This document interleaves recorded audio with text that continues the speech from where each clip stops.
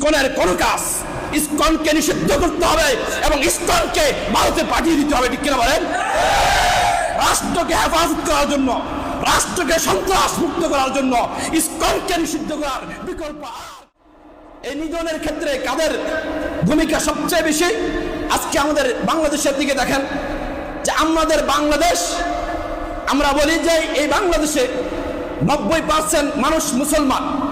এই 90% দেশে মুসলমান দেশে সংখ্যালঘু অল্প কিছু মানুষ, এদেরকে সংখ্যালঘু বলা যায় না, এই অল্প কিছু সন্ত্রাসী উগ্র, এই যে যারা হিন্দুত্ববাদীর যে এজেন্ডা নিয়ে কাজ করছেন, আমাদের পুরো বাংলাদেশটাকে অস্থিতিশীল করে রেখেছেন, ঠিক কিনা বলেন?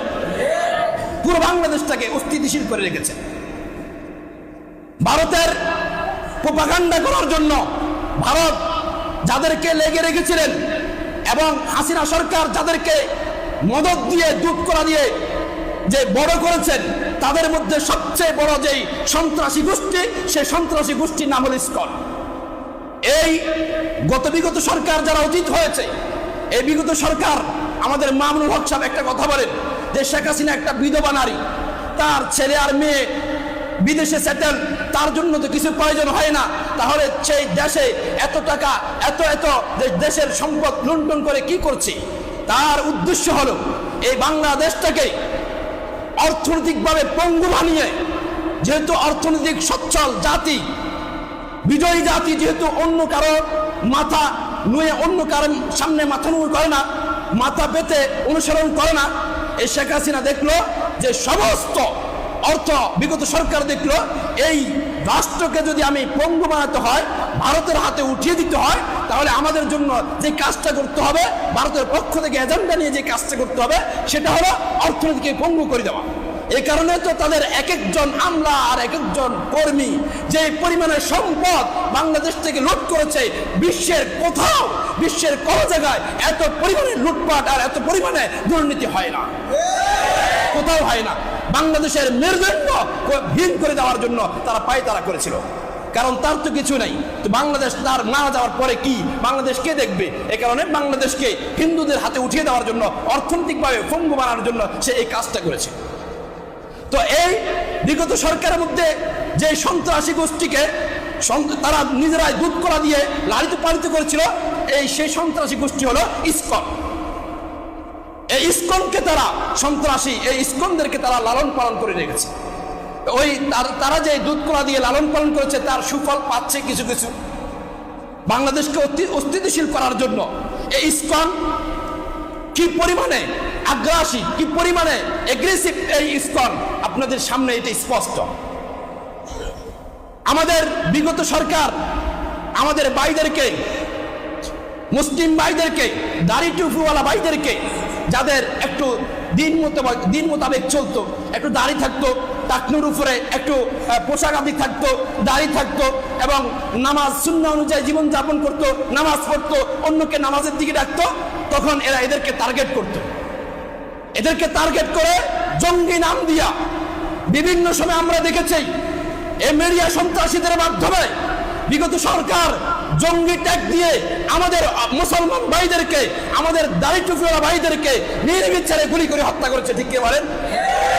আপনারাও দেখেছেন যে ছেলেটা একটু দিন মেনে চলে, আবরার ফাহাদ থেকে নিয়ে আরো যারা এরকম একটু দিন মেনে চলে, এই আবরারকে হত্যা করেছে ইসকনরা। ফরিদপুরে যে মসজিদে আক্রমণ করেছেন ইসকনরা। আমাদের চট্টগ্রামের ভাই আলিফ ভাই, তিনিও কিন্তু মুসলিমদের পক্ষ থেকে যারা নতুন মুসলমান হইতো, তাদের এভিডেন্স, তাদের দলিল প্রমাণ এগুলো সংগ্রহ করতো এবং এগুলো নিয়ে তারা ওকালতি করতো। এই ইসকন তাকেও টার্গেট করেছে, দেখতেছেন এই মুসলমানের পক্ষে কাজ করে, এই ইসকন তাকেও হত্যা করেছে, এই ইসকন তাকেও হত্যা করেছে। তো এই র্যাব বাহিনী আমার মুসলমান ভাইদেরকে, দাড়ি টুপিওয়ালাদেরকে জঙ্গি নাটক সাজিয়ে নির্বিচারে হত্যা করেছে, জেল জুলুম নির্যাতন করেছে। কিন্তু এই জেল জুলুম নির্যাতনকে সামনে রেখে আসল যারা সন্ত্রাসী ছিল, আসল যারা জঙ্গি ছিল, এই জঙ্গিদেরকে তারা মদত দিয়েছে, ঠিক কিনা বলেন? এই জঙ্গি কারা? এই জঙ্গি ইসকন। আপনি ইসকনের প্রত্যেকটা মন্দিরে মন্দিরে যাই দেখেন, প্রত্যেকটা উপাসনালয়ে যাই দেখেন অস্ত্রের গোডাউন। চট্টগ্রামে ধরা পড়েছে এক একটা ইস্কনের মন্দিরে যে পরিমাণ অস্ত্র আছে, বাংলাদেশ সেনাবাহিনীর কাছে এই পরিমাণ অস্ত্র নাই।